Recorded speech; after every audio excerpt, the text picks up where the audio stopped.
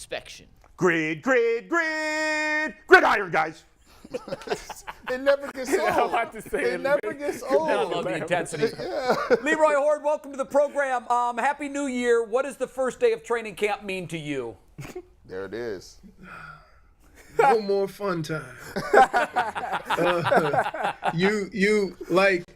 It's funny because I can point to any day from the time I was 1 year old to the time I was 33 of what I was doing, starting in the middle to the end of July, all the way up until January. In some instances, you got a 6-month schedule of what you were going to be doing for the next 6 months. So for, the last 3 or 4 months, you've been getting up, deciding when you're going to work out, what you're going to do, where you're going to eat, how you're going to do things in the off season. And then that all comes to an abrupt end and you're on a schedule for the next 6 months. Yeah. How did it change from your rookie year to your last year training camp? My rookie year, it was a lot of unknowns. I didn't know, for example, how are the veterans gonna approach practice.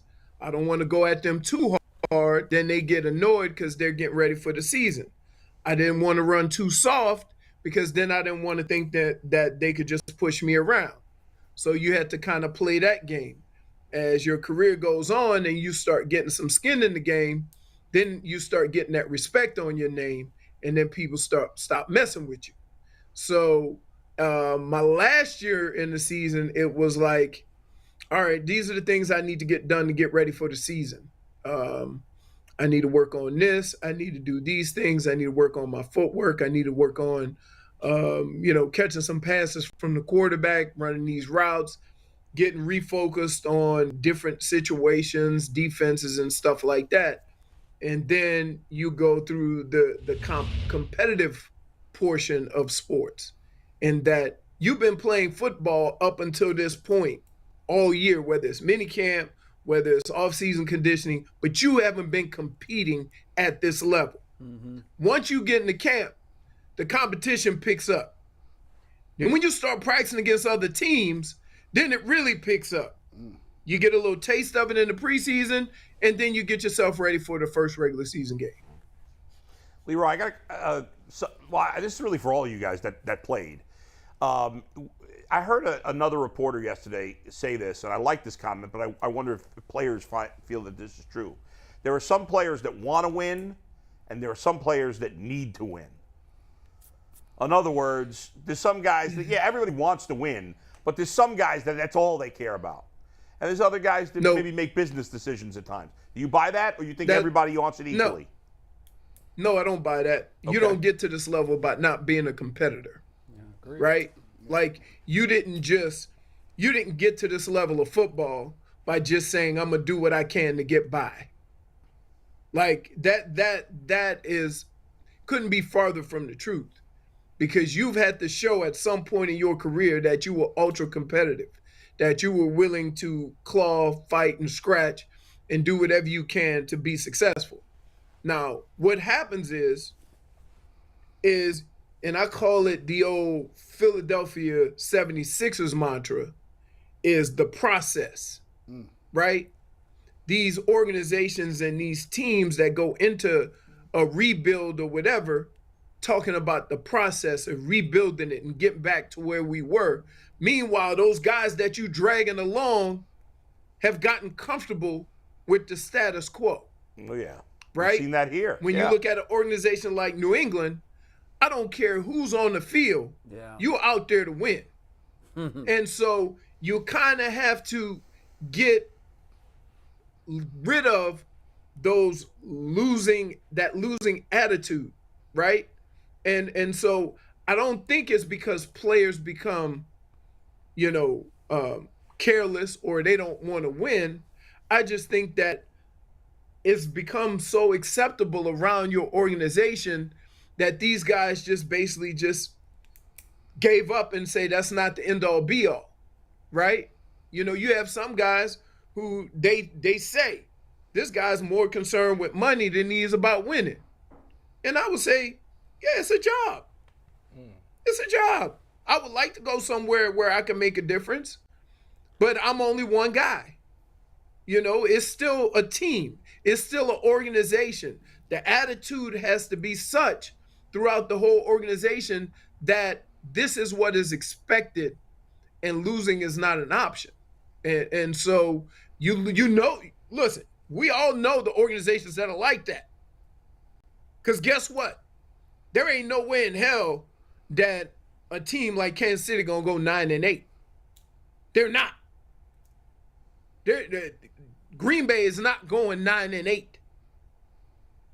Right? That's just you know the organizations that gonna have 10 to 12 wins every year, gonna compete, gonna be in the picture at the end of the year. How did they build that? They built that on, okay, here's where we are, here's what's expected. You come to this team, this organization, this is what's going to be required of you. How we work, how we play, how we get ready for games, and all this. And it's kind of built.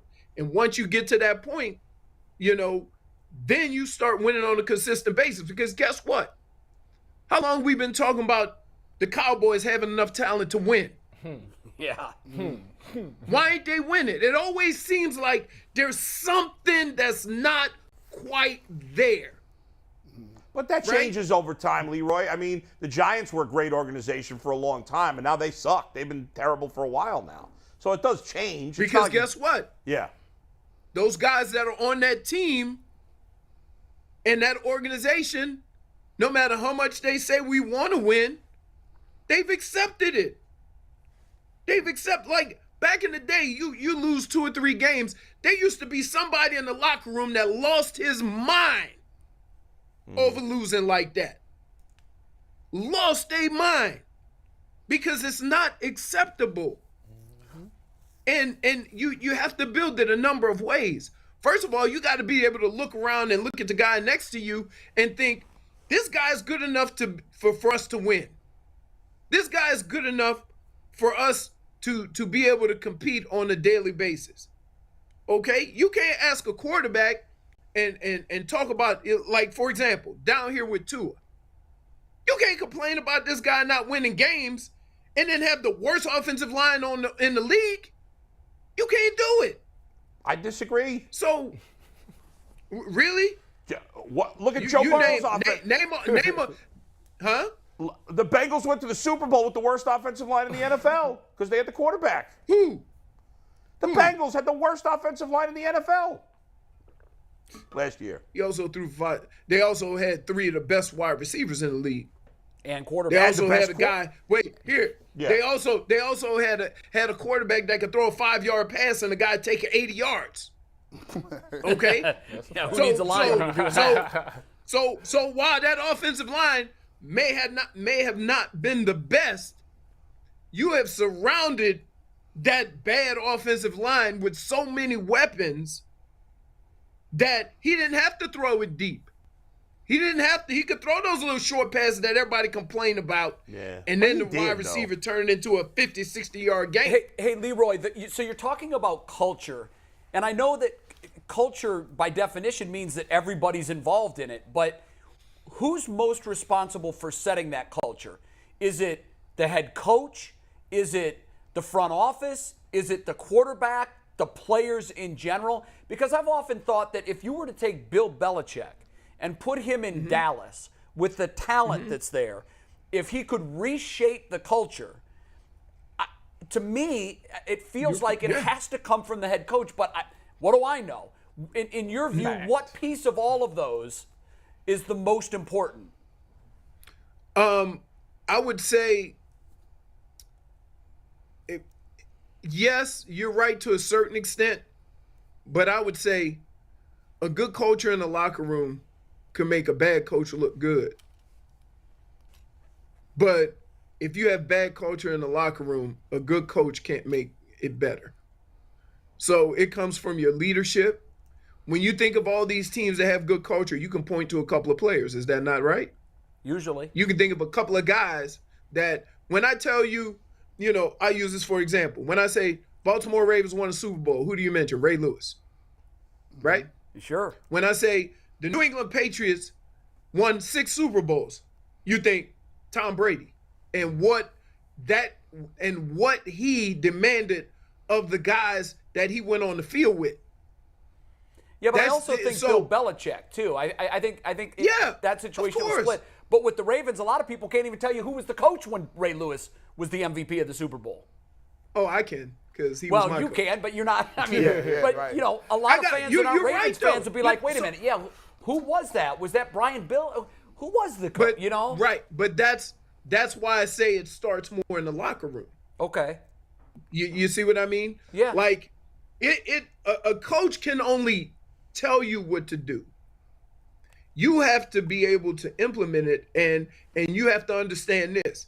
There's a handful of players on that team that they gonna be there whether the coach is or not. And so it's almost more important for those guys to make sure you have the right culture and the right mindset in a locker room. So when I was in Minnesota, right, we can think about Chris Carter, John Randall, Randall McDaniel, right? You had a core guys, Robert Smith, that had been with Denny for so long, they knew what Denny wanted, and they set that tone in the locker room and how we were going to do things on the field. Right. Now, Denny may have barked the orders, but you best believe if you wasn't handling your business, the players were going to come to you and say, this is how we do things. When you think about when I was in Cleveland, you think about Michael Dean Perry, Kevin Mack. You think about some of the guys that played on defense. He brought in, I tell you, I'll give you a perfect example. Bill Belichick brought in Pepper Johnson. Yeah. He brought in guys like Joe Morris. What do you want them there for? They know what he wants. They know how he wants. They know the culture and how he does things. So they come and they kind of set that tone. And so you definitely need players, because at the end of the day, when you get in between those lines, right, the only person that you can lean on is going to be the guy next to you. And if y'all don't have a direction or guidance or an idea of how you're going to do business in between those lines, it don't matter what the coach is teaching you. And every team has it. Every team has. When you talk about these current Browns, there's a handful of players you're going to think of that, okay, this guy is setting the tone. That's one of the things Jarvis Landry did. Jarvis Landry set the tone was how football is going to be played on the offensive side of the ball. Who are those guys now, in your mind? I would say, like, for me, and it's not because he's vocal, but how he plays the game. Nick Chubb. You see Nick Chubb play football, you're like, oh, man, this is a tone setter. This is how we going to do things. This is how we going to be physical. You think when the defense see Nick Chubb run the ball like that, and then they go on the field, they know how they got to handle business. And that's just the way it is. It's like that with every sport. Leroy, let me ask you a question. You talk about the culture. I always say that there is about 10 owners at one given time that may be trying to win at all costs. And what I mean by all costs, I mean Al Davis, all costs. I don't care about none of that. Let's get it done. I got to look at Jimmy Haslam, and he get a lot of flack for a lot of stuff. My problem with the old Browns was the players that was on the fringes, that was talented, we ain't touching them. The players that, I don't know if they're going to rock the boat a little bit, we not touching them. But Jimmy Haslam has done something to bring in guys. Kareem Hunt, you said that. Kareem Hunt, they went out and made the play for Jarvis Landry. Heck, I even give him credit for going after Odell Beckham Jr., right? Because they ain't never went after nobody with that status. And then finally to get Deshaun Watson, to me, this showed me that the Cleveland Browns were actually, honestly, all in on trying to win. And not talking the rhetoric, not the mumble. They said be damned with all the other stuff. Steelers, we got to get better. Do you think that an owner has to be all in that way for you to win a championship? Here's what an owner has to do. An owner has to show that he's willing to do whatever he can and whatever is necessary to put you in the best position to win. Okay? And so the reason why I say that is we all want to have everybody on our team to be, stand-up men and whatever. But let's be honest, that's not life. That's not, how things go. All you want is an owner who's willing to invest all of his resources into winning. And the decisions that they make reflect that. They may not always work, okay? But as long as a fan base, you see, that guy made that move. He's about winning. I can support that. It doesn't mean it's going to work. But you feel good that your owner is willing to do what it takes or what he feels is right to win. And that's what you've seen in the last, 4 or 5 years. Now, it didn't always work. And that is the thing that people tend to look at owners and not give them credit for. See, you give them credit for making the move, but when it doesn't work, then you discredit them. And I'm not going to do that. I've seen what the owner has done, who he's brought in, the risk that he's been willing to take as far as coaching staff, what he's done to accommodate the players, what he's done to pay the players, to bring players in. And now you just hope that, now that you have that commitment from the owner, now you hope it just all melds together and works. But you can't be promised that. See, that's not a guarantee. Like, we live in this world. Like, I don't know, with kids feel like, oh, if I work hard, it's supposed to work. No. It don't, just because you do everything you can, don't mean you get what you're supposed to get. Talk about it. Amen, brother. Leroy, I got a question. So you being one of those physical running backs, the first day of pads, you know how it go. Was you the guy that initiated that contact that made everything physical, or did the defense do it and you just like, all right, now it's time to turn up? Yeah. Every time I put my uniform on for practice and pads, I put my mouthpiece in my sock. Right? Okay. All right. And so here's what I would look at. I was a no mouthpiece guy. I went out there with no mouthpiece. Being a veteran, you had to avoid the landmines. And the landmines are young fellas out there trying to make their name by coming blow you up. Okay. So I would get a feel for what's going on. Write a number on my hand. I say, oh, he, right? And I promise you, I knew who they were. They were coming out being, I told you about them Tuesday, them Wednesday, Thursday Pro Bowlers. Well, in worse, because you got 80-plus guys and 20 of them trying to get a job. Yeah. Yep. Oh, yeah. I put my mouthpiece in, and I make the announcement. If we play football, just let me know. Okay? Don't sneak up on me. Don't try to sneak hit me. No sneak. We got all these people out here watching practice. Okay? But it was the linebackers, right? Because, the DBs ain't on that. No. It's look. If the safeties, they thought that, I'm going to light him up. But I was ready. You ain't going to get me. I done been through this a couple of times. So they would come and get some. They get lit up a little bit. And then that's right. Then it would quiet down. They were like, damn, I didn't realize you was that thick. I said, hey, man. Pause. I said, what are we doing? Like, what do we do? Like, you ain't going to make the team light me up? That's a fact. They thought But they had if that that's- angle.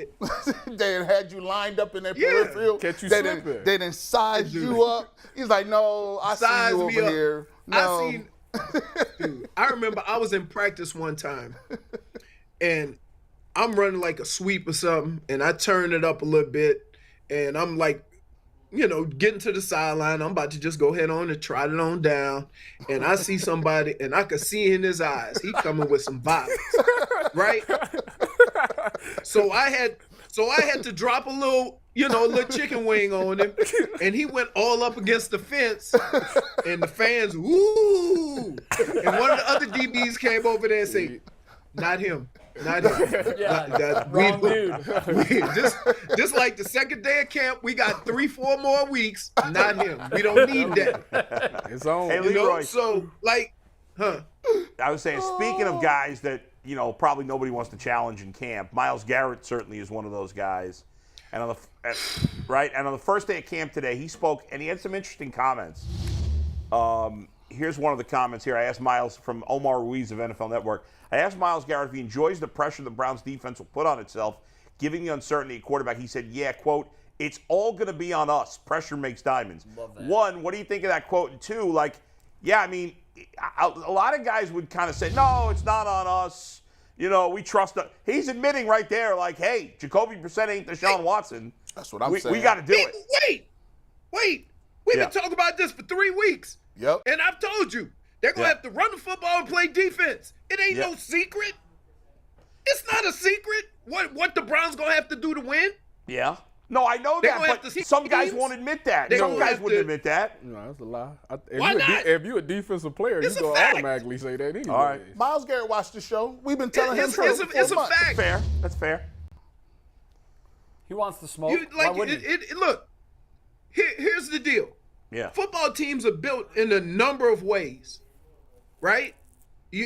Everybody wants to win a certain way. Everybody wants to win scoring 35, 40 points. Well, football's not like that. Some games you're going to win 10-7, and it's going to be a drag out, just physical football game. Some days you're going to have to come back. Some days you're going to shut a team down, okay? I appreciate the fact that the star on defense Love it. is going to be the guy that says, yeah, I'll own it. This is what's going to be required of us. But it's not a secret. He didn't say anything, wrong. He basically not. just said, Yeah. I have identified the issue like you guys have, and I'm going to go ahead on and own it. Kudos to him, Yeah. right? But it Yeah, I ain't agree. nothing that we don't know. That's true. If the defense give up 25, 30 points, No, what you it's gonna be over. saying on Monday? It's over with. You ain't gonna be talking about Jacoby Brissett. Nope. You gonna be you're talking right. about the defense. Yep. You're right. Well, here's another one. We got another Myles Garrett quote here. The one that they both squatted 600 pounds? Well, no. But there's another thing he said where he. I don't have it then, no. No, it's all right. Well, he said something else about that the Deshaun Watson is not a distraction at all. He barely thought about it in the offseason, whether what's going on with the suspension. Do you buy that? Do you buy that? Do you think the players don't worry about that at all? Yeah, because guess what? It ain't gonna change what Myles Garrett's job is on the football field. Right. Man, we've been saying that. What you think Myles Garrett's job is gonna change depending on who the quarterback is? He ain't catching no damn passes. I said the same. Right? So his job and their job is going to be on defense. Stop the other team. You got to deal with so many guys just in your division. Okay? You think Myles Garrett worrying about who playing quarterback when he got to face Joe Burrow? No. He worried about stopping that man on offense. So, although I do believe, look, and I don't want to sound like, that I don't want to make it sound like they don't need Deshaun Watson to win. Okay? But you can only do and you can only deal with what's being put in front of you. Okay? So the fact that Myles Garrett in this past season has been thinking or has been getting himself in the mindset of, I don't know how long Deshaun Watson's going to be out. That means we got a ball. That's what you want to hear. Because that's the reality of the situation. You know when they say a guy gets hurt, everybody else got to pick it up? That's right. And they've experienced it before. They've experienced it with Baker getting hurt and playing banged up. I think They were that's still why they able to prepared. compete. Yeah, they were able to compete in a lot of games without having a healthy Baker Mayfield.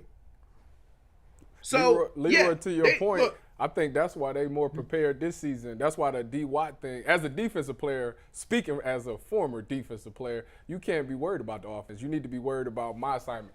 All this Right. D Watt thing do is try to create an excuse. It's like a built-in excuse. So if the season don't go well for Right. us, we didn't have D Watt. But as a defensive player, you're thinking to yourself, if I hold every team to 0 points, it don't matter who the quarterback is. All we need is 3. And I we tell out. you what, one of the biggest jobs of Stefanski is going to be to make sure he pushes that agenda. No excuses. That Right. Yeah. just because we don't have Deshaun Watson is not an excuse not to win. Yeah. Can we explain? Maybe you can help me out with this. There's a lot of cliches that go on in the media, and I think people just say it and they just keep saying it, and then it becomes like a thing.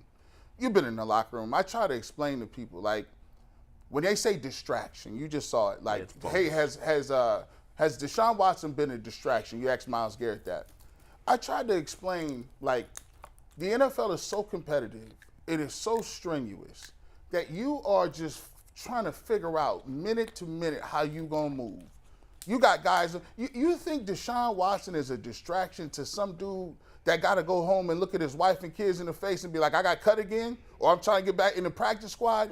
Like, Don't go there. like you see what I'm saying? These is grown men trying to No, be I got you. So to you, what would a distraction be in the locker room where it would prohibit you, Leroy, from doing your job? No. Because your job is your job. Work Like, through it. if Myles Garrett's job is to rush the quarterback, what the hell that got to do with who playing quarterback? You getting credit for doing your job. You getting paid for doing your job. Now, the people are gonna make it seem like it's a distraction because everybody gonna keep asking them about it. But I would say, and here's where that first team meeting goes. That first team meeting, the coach goes in and says, "Hey guys, there's really nothing you need to say about Deshaun Watson because we don't know either. So keep it moving." Like, true. what comments or Right. what are you gonna actually say to anybody to make the situation any different? So shut up. Yeah, You don't you're need right. to comment on it. Yeah. And again, he's also got to push the agenda of just because Deshaun Watson is not playing, it don't mean you got to pass not to do your damn job. That's right. Yeah. Great point. Great And point. that's that's if a your culture job thing, is to too. No block, doubt. if Yeah. your job is to block the left guard, should you care who's playing quarterback? No. Block the left guard, Right. the left Absolutely. tackle. So once we get through that, and that is probably the most important message that a coach can give early in camp. Okay? To set the tone as far as what is expected and where the leaders of the team come in, what is expected, what we're expected to do, how we're expected to do things. Because again, this team is set up to be able to play a style of football that you don't need a Hall of Fame quarterback. Right. Run Now- the ball. Keep your defense fresh. Right. Now, let's be clear. When that top 5 quarterback gets there, you should be that much better because you have learned how to play football without him. Yeah. Right. And so from that standpoint, there's too many moving parts of the ball field to make it all about one player, even though that player is very important and is an upgrade from what you had. Okay. But at the same time, it doesn't give everybody an excuse not to go out and prepare and work hard to do your job. You know? Absolutely. So guess what? Here's what's gonna happen. They're gonna play the first game of the season. You're gonna get a nice little recipe of Nick Chubb, Kareem Hunt. You're gonna get a little play action with Jacoby Brissett. They don't do what they do, and you try and win football games that way because you've been doing it for the last 2 years. It's no secret how the Browns have been winning football games. Now, Deshaun Watson comes back. You open it up a little bit. You're going to have time. The offensive line is going to give the quarterback time. And now you have a new dynamic that you've added onto your team whenever that may come. Shock and awe. Hey, listen, Leroy, Thanks, we Leroy. got to run. Thank you very much. It's all great stuff, especially the culture stuff and everything else. It really gives a good inside perspective for what's going on there. We will see you next week. Have a great weekend, and we'll see you soon. Thanks, my man. Go sir. All right. Yes, sir. Leroy Hoard, Alrighty. always good stuff.